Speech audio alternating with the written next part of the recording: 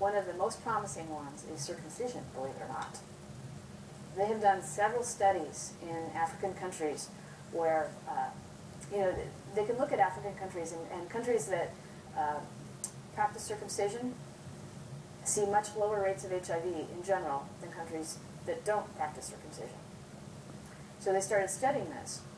And this is a study where they offered males circumcision right away or in 24 months. They got circumcised either way if they did this study, but it gave us 2 years to watch them to see if circumcision made a difference.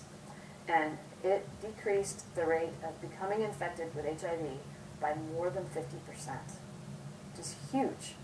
If you could cut the HIV transmission rate by 50% across the world by circumcision, that would make a huge difference. Now, the big thing is getting adult men to get circumcised. I don't know how they found people for this study. But what was interesting is they actually did a survey here in the U.S. of gay men and found that greater than 50% of them were willing to undergo circumcision if it would decrease their risk of getting HIV. I thought that was amazing.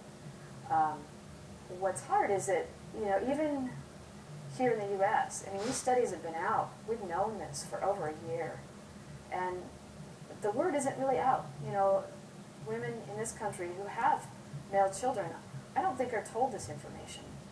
And, you get into so many religious and ethical issues and beliefs, but I think that women should have the information and make their choice from there. Again, it doesn't prevent somebody from getting HIV, it just decreases the risk of transmission. And why it does that is the foreskin is made up, it has a very high concentration of this particular cell type called dendritic cells. And dendritic cells, we know how much HIV likes T cells. Well, it likes dendritic cells like 100 times more. They don't affect your immune system so much, which is why we don't hear about them so much. But if there's any break at all in that foreskin, and HIV can get wind of those dendritic cells, it's right there. It's just, and they think that that's why the circumcision makes such a difference.